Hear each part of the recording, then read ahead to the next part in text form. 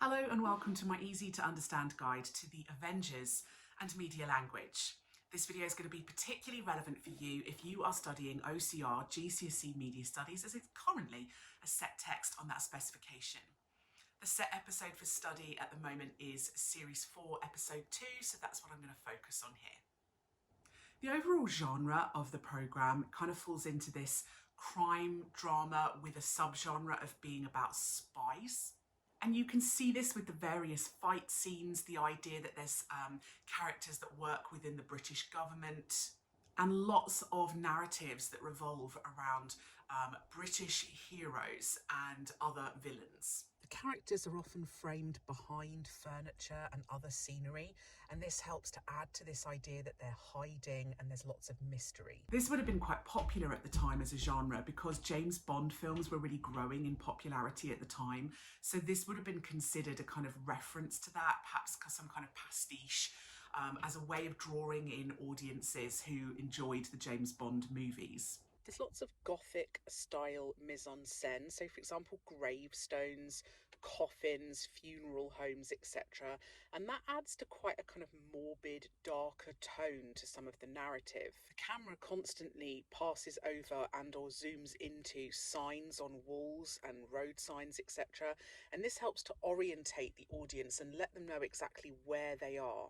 The use of the camera work is quite interesting. It's quite slow paced. Lots of the shots are done via mid shots and long shots, and they're very slow paced, even during some of the fight scenes. And that's probably reflective of the fact that in the 1960s, cameras were quite heavy.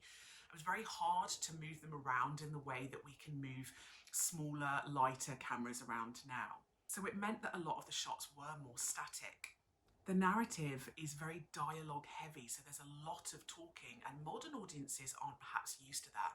But audiences in the 1960s were used to this. They'd been growing up on radio dramas and other TV dramas, and so the idea of a lot of talking was quite common to them.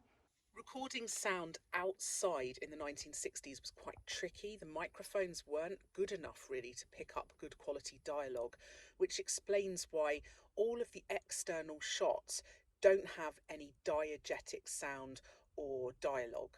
The use of the non-diegetic soundtrack helps to build the tension and the drama throughout the episode. It tells us when scenes are exciting, it tells the audience when scenes are mysterious, and it also helps to hint at the kind of mysterious, enigmatic relationship between the two main characters. It gives us hints as to when they're flirting, for example. Cross-cutting between the hospital room where Emma Peel is tied up and the train helps us to realise what these villains are planning to do with Emma Peel. Cross-cutting between Steed having a fight on the train itself and Emma Peel tied to the tracks helps to build up the tension as we go back and forth and realise that the train is getting closer to killing her. The imagery as well as the non-diegetic music helps to act as an intertextual reference to very old 1920s silent movies where there were several films that featured trains, fight scenes and women tied to train tracks. There are also intertextual references to old movie production techniques such as the moving backdrop and the smoke machine. These help to portray Winslop as being very eccentric, but they also would have helped to have engaged audiences by showing them some technology that they may have been used to a few decades previously. If you have a look at the mise-en-scène, so for example the settings, they were quite modern for the 60s and would have set the scene for these people living this kind of quite mysterious life that was quite progressive and perhaps quite upper class.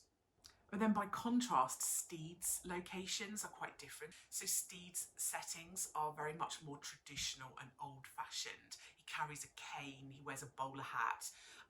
So it creates a much more nostalgic, traditional feel that would have been more familiar to audiences.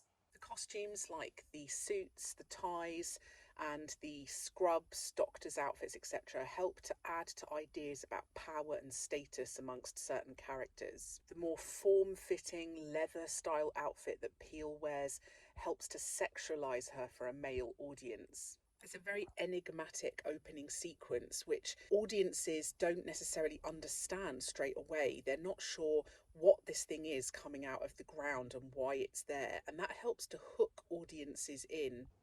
The narratives in most of the Avengers episodes are kind of closed narratives, which means that they have a beginning, a middle, and an end. And at the end of each episode, the storyline is wrapped up, and you start a whole new narrative when you go on to the next episode.